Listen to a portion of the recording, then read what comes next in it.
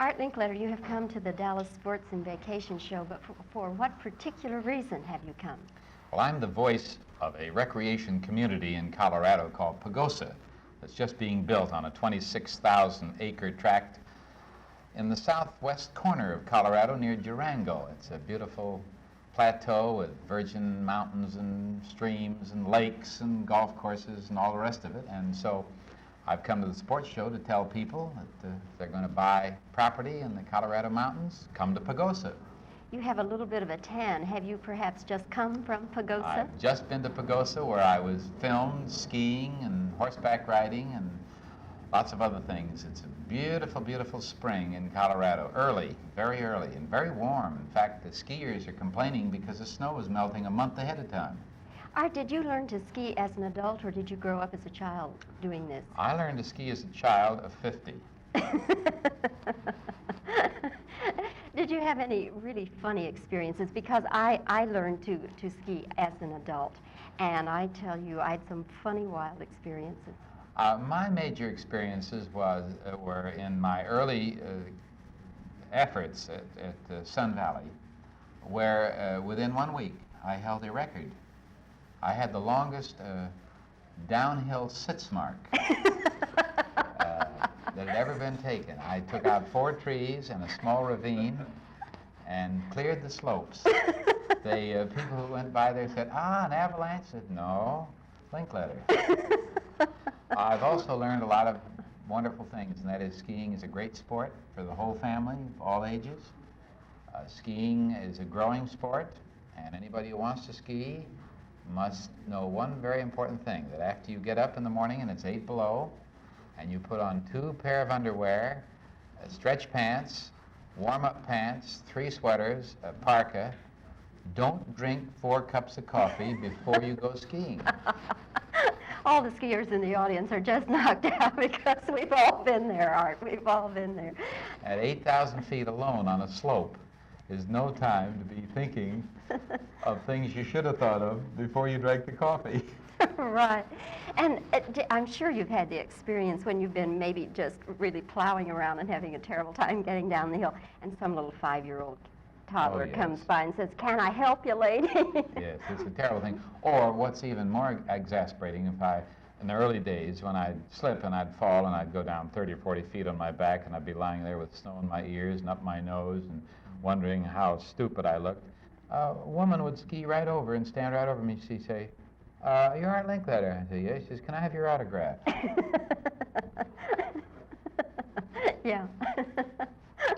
I found myself, Art, one time on the side of a hill with my ski tips crossed and no place to go. And skiers can appreciate the predicament of that. That's right. So I just fell down and tried to get up and start all over again. It's the only thing to do. It's a glorious sport. My wife and I ski all over the Rockies. And I've just come, as I say, from 2 places. One called Wolf Creek Pass, which is about a 15-20-minute run from Pagosa, and another called Purgatory, where I skied upper and lower Hades. Oh. Those are slopes.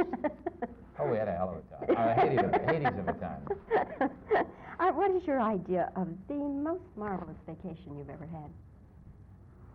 Well, the most marvelous vacation was a trip I took with my wife a few years back to India, where we went up into the Himalayan mountains to a place called Kathmandu in Nepal, and we were among the first visitors to a kingdom that had been untouched by Western civilization for 350 years. We were among the first wave of 20 visitors to go into this remote Tibetan highlands kingdom, and the excitement and the discovery and the feeling of being the first white person in that area was outstanding, because I've traveled everywhere in the world, and this has to be very unforgettable. Did anybody at all know who you were? Nobody had ever heard of me. And the women weren't interested in me anyhow. They rushed around my wife because she was wearing seamless, sheer stockings. And they could not understand how she could peel off the outer layer of her skin and then peel it back on again. Because they'd never seen anything like this. That's marvelous. Mr. Linklatter, if we could get back to something away from vacations and back to something that's more like work for you. Maybe it isn't, I don't know. Anyway, I hear rumors that you're coming back into television. Yes, I've been talking to Goodson and Todman, the famous New York producers who brought shows like What's My Line and To Tell the Truth and The Price is Right and others, to bring back a great old show that my friend Gary Moore used to do called I've Got a Secret. And we're talking about this, and it looks like it's going to happen for September, once a week at night. Gary Moore wasn't interested in the show Well, he's anymore? doing To Tell the Truth.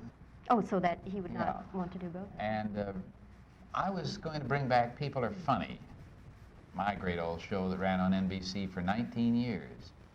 And it's so much work that I thought I'd do an easier show.